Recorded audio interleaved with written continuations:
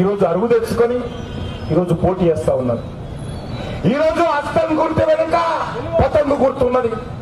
Congress party వెనుక Majlis party ఉన్నది. ఈరోజు మజ్లిస్ పార్టీ ఆడింది ఆటగా పాడింది పాటగా ఏ పార్టీ అధికారంలో ఉంటే ఆ పార్టీ పక్కన చేరి ఈరోజు హిందువుల మీద దాడులు చేస్తారు.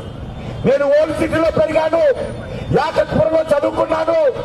ఈరోజు ఓల్డ్ సిటీలో అనేక బస్తీలు ఈ మజ్లిస్ పార్టీ గూండాలు, ఈ మజ్లిస్ పార్టీ రౌడీలు, మరి అనేక మంది హిందువుల ఇళ్లు ఖాళీ చేయించారు.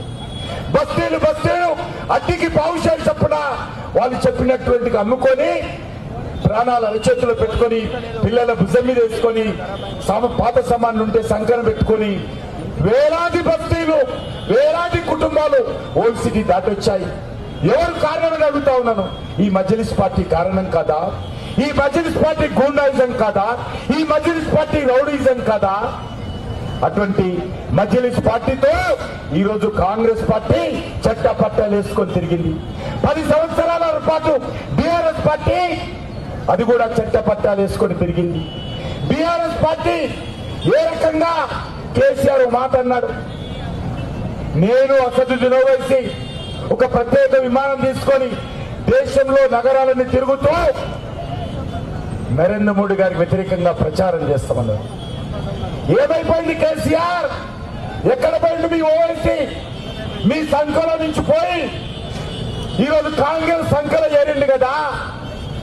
పచ్చి అవకాశవాద పార్టీ, పచ్చి మతోన్మాద పార్టీ, పచ్చి గూండాయిజం పార్టీ, హిందువుల మీద దాడులు చేసేటువంటి పార్టీ, ఇలాంటి మజ్లిస్ పార్టీ ఎవరు అధికారంలో ఉంటే కేసీఆర్ అధికారంలో ఉంటే కేసీఆర్ భుజం మీద, రేవంత్ రెడ్డి అధికారంలో ఉంటే రేవంత్ రెడ్డి భుజం మీద ఈ పార్టీలు తిరుగుతాయి. నేను ఒకటే అడుగుతా ఉన్నాను, రేవంత్ రెడ్డిని ఈరోజు నిన్న కూడా విమర్శించాడు.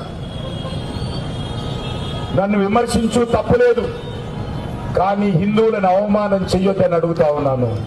హిందువులను అవమానం చేయకు రేవంత్ రెడ్డి.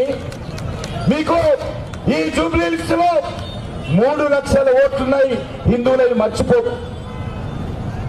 1,00,000 ఓట్ల గురించి ఆలోచన చేస్తా ఉన్నారు 2 పార్టీలు. కబ్రస్థాన్ కు అన్యాయంగా మిలిటరీ భూమిస్తే బీఆర్ఎస్ పార్టీ కేసీఆర్ కారు గుర్తోళ్ళు మాట్లాడు, చేయి గుర్తయితే వాళ్ళే ఈరోజు మిలిటరీ భూమిని కబ్రస్థాన్కి ఇస్తారు. బీజేపీ మాట్లాడితే ఇది మతోన్మాద పార్టీ అంటారు.